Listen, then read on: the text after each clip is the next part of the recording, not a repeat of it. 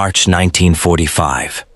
Across Western Europe, the Second World War was entering its final chapter. Allied armies had pushed through France, crossed Belgium, and were now driving deep into the heart of Germany. Every mile gained brought them closer to Berlin, but one massive obstacle still stood in their way: the Rhine River. For centuries, the Rhine had been Germany's greatest natural defensive barrier. If the Allies wanted to end the war quickly, they first had to secure crossings along this powerful river. That mission became known as Operation Lumberjack, a major offensive designed to capture key cities and bridgeheads before German forces could regroup. One of the most important objectives was the ancient city of Cologne. Once one of Germany's largest and most beautiful cities, Cologne had been transformed by years of bombing into a landscape of shattered buildings, twisted steel, and streets buried beneath mountains of rubble. Entire neighborhoods had disappeared beneath clouds of dust and broken stone. Yet above the destruction, one landmark still dominated the skyline: the twin towers of Cologne Cathedral. Scarred by nearby explosions but still standing, the cathedral became a silent witness to the final battles of the war. Around it, smoke drifted through empty streets where every intersection could hide danger. For the soldiers of the U.S. 3rd Armored Division, entering Cologne was unlike any battle they had fought before. Open countryside had been replaced by narrow city streets. Every alley, every broken window, and every collapsed building could conceal enemy troops. Progress was painfully slow.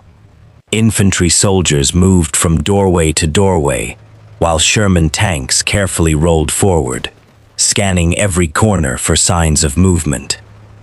The Americans had learned one harsh lesson throughout the war. In open combat, the Sherman tank often struggled against Germany's heavier armored vehicles. German crews trusted the thick armor and powerful guns of their Panthers and Tigers, while American tank crews depended on teamwork, speed, and superior numbers to survive. But numbers alone could not guarantee victory inside a city. In Cologne, visibility was limited to just a few hundred feet. One wrong turn could place a tank directly in the sights of an enemy waiting in ambush. Unknown to the advancing Americans, exactly such an ambush was already being prepared. Hidden near the city's railway station, deep inside the shadows cast by damaged buildings, a German Panther tank remained perfectly still. Its engine was quiet. Its crew waited patiently. They knew the Americans would eventually come.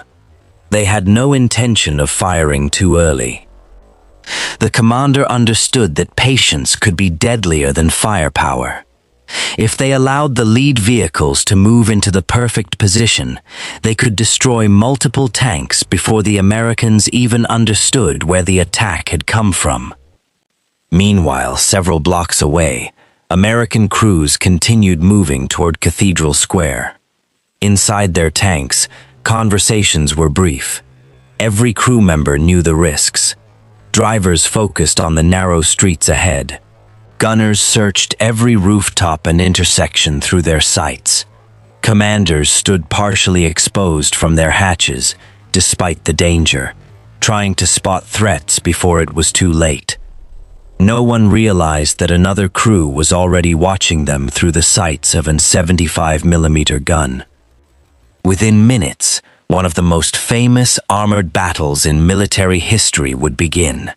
A battle that would forever change the reputation of America's newest tank and create one of the most legendary moments of World War II.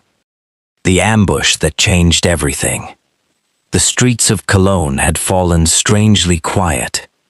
The rumble of American engines echoed between the shattered buildings as two Sherman tanks cautiously moved toward Cathedral Square. Every intersection looked the same: collapsed walls, broken streetcars, and thick clouds of dust hanging in the cold morning air. The lead Sherman suddenly slowed to a stop. A massive pile of rubble blocked the narrow street ahead. The crew searched for another route, but there wasn't enough room to maneuver. The second Sherman pulled alongside, waiting for instructions while the tank commander radioed for engineers to clear the road. For a brief moment, everything seemed still. Then, without warning, a bright flash erupted from the shadows. A high-velocity shell slammed into the front of the lead Sherman with tremendous force. The impact shook the entire vehicle, filling the air with smoke, sparks, and flying debris. The crew had no idea where the shot had come from. Before they could react, another round struck nearly the same spot. This time, the armor failed. The Sherman was knocked out of the fight, and the narrow street instantly became a deadly trap. The second American tank immediately shifted into reverse, trying to escape the unseen attacker. But the hidden Panther had already found its next target. Another powerful shell streaked through the street.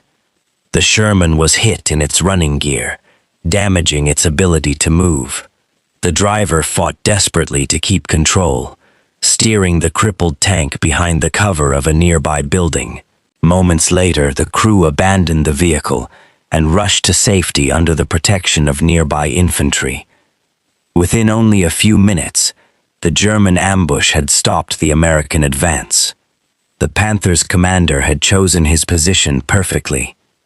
From deep within the ruins, his crew controlled one of the most important streets leading to Cologne Cathedral. Any vehicle attempting to pass would be forced into the same narrow killing zone. For the American soldiers nearby, the situation had become critical. No one could advance while the Panther remained in position. But just a few blocks away, a different kind of tank was entering the city. Unlike the Shermans that had carried the fight across Europe, this vehicle represented a new generation of American armored warfare. Its name was the M26 Pershing. With thicker armor, a far more powerful 90mm gun, and improved firepower, it had been designed specifically to challenge Germany's most dangerous tanks on equal terms. Inside the Pershing, known by its radio call sign Eagle 7, the crew had already heard reports that a powerful German tank was holding the streets near the cathedral. Their commander knew there would be no second chance. If they approached carelessly, they would become the Panther's next victims. Instead of driving directly into the danger, the crew began looking for another approach through the maze of ruined streets. Somewhere ahead, hidden behind broken buildings and drifting smoke, the Panther continued waiting. Its crew believed another Sherman would eventually appear. They had no reason to expect that something entirely different was about to enter the battlefield.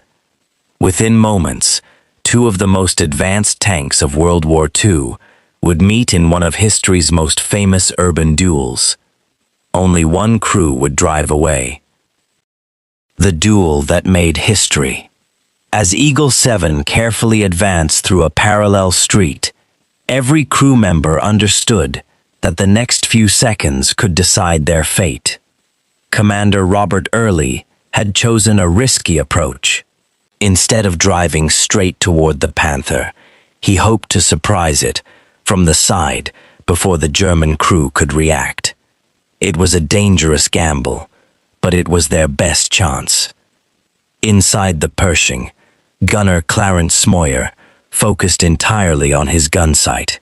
The long 90mm cannon slowly turned toward the intersection ahead.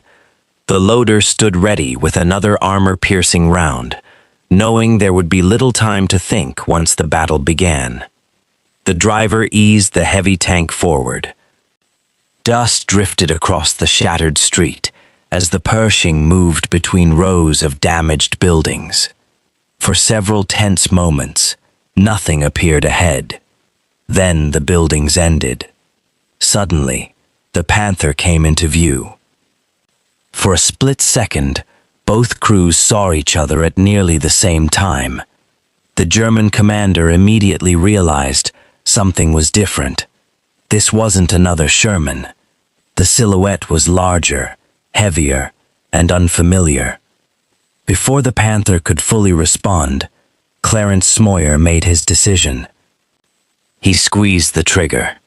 The Pershing's powerful cannon erupted with a deafening blast, sending an armor-piercing shell racing across the intersection. It struck the Panther's side, tearing through its armor and damaging the engine compartment. Smoke and dust exploded into the air. For an instant, no one inside Eagle 7 could clearly see the result. Without waiting, the loader pushed another shell into the gun. Up! Clarence fired again. The second round struck the Panther near the turret, forcing the German crew into a desperate struggle to save their vehicle. Some crew members quickly climbed from the hatches as flames and smoke began spreading through the fighting compartment. Earley never hesitated. One more.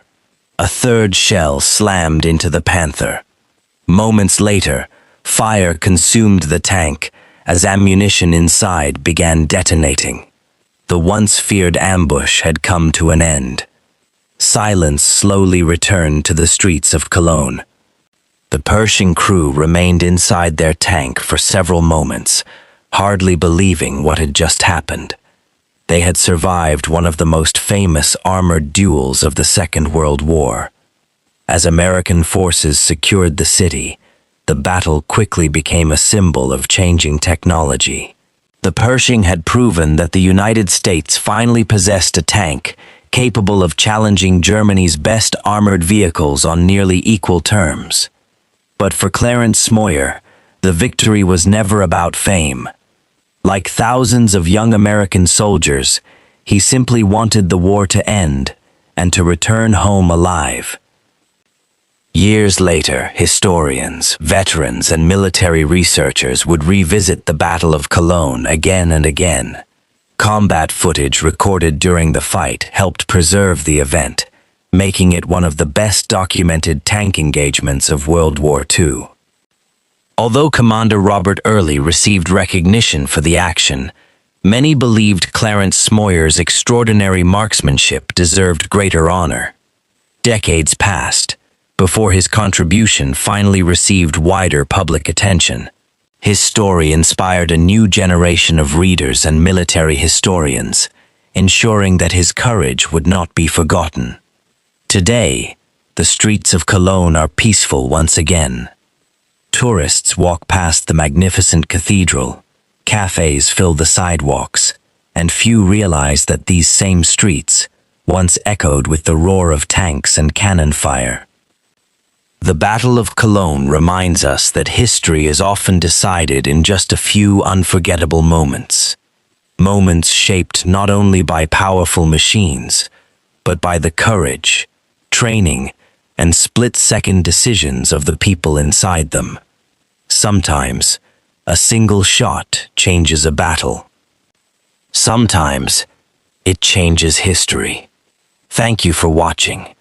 If you enjoy authentic World War II stories, battlefield history, and true military documentaries, be sure to subscribe and join us for more remarkable stories from history's greatest battles.